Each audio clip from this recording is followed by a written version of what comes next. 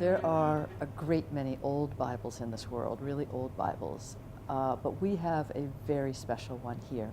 It was printed in 1717, given to the Old South Meeting House as our Pulpit Bible, and this is the Bible that would have been put on the pulpit. It's very big and very heavy and large print, and this is the Bible that our member Samuel Adams would have heard read from the pulpit while he was worshiping in our meeting house. And part of what's special is what is has been carved into the thick red leather binding on this very big and very heavy Bible. It says, voted that the ministers of this church have freedom of conscience to determine what parts of Scripture to expound and what to say. The ministers, as they preach the word, are beholden only to their own conscience and to God.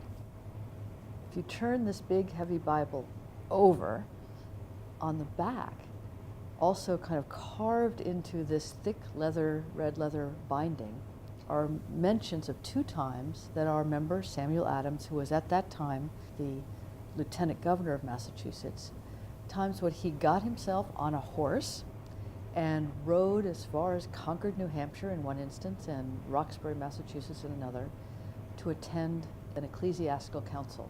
This would be a gathering of churches, churches no longer than a day's horse ride from each other, coming together to listen to a presentation by a young man who is felt called to Christian ministry, who has done his training, and they would query him and decide together then whether he was, in our phrasing of it, fit for ordination. And if so, if they decided in the affirmative, they would at that time lay hands upon him and ordain him to Christian ministry. I have here a quite wonderful book called Historic Churches of America, and right on the front cover is Old South Church in Boston, our meeting house.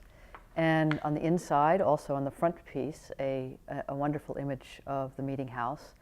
It's called Historic Churches of America, published in New York in 1907. And Old South Church is the very first church of all the historic churches it talks about, and this is what it says, Chapter 1, Paragraph 1. Old South Church, Boston, Massachusetts. Most famous of all historic churches in our country is, perhaps, the Old South Meeting House in Boston, within whose walls in colonial and revolutionary times were spoken some of the boldest words of patriotism.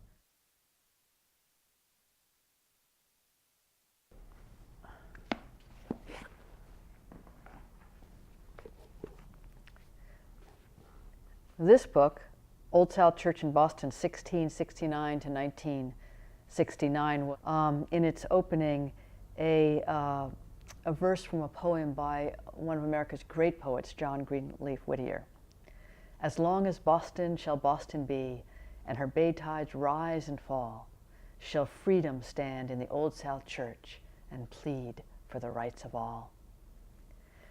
Also in here is a quite wonderful image of our meeting house. After we dumped the tea, the Brits' tea, into Boston Harbor, the British came back into Boston, took over our meeting house in part of what was called the Siege of Boston, and as a tit for tat, because we dumped their tea, they took over our meeting house. They got rid of all the pews, they brought in dirt, and they turned our meeting house, our place of sacred worship, into a riding ring for their horses, for the cavalry, for the British dragoons. And up in the gallery in our Puritan meeting house, the Brits sold and drank liquor as they watched their soldiers and their cavalry prancing about below and doing their horsely exercises.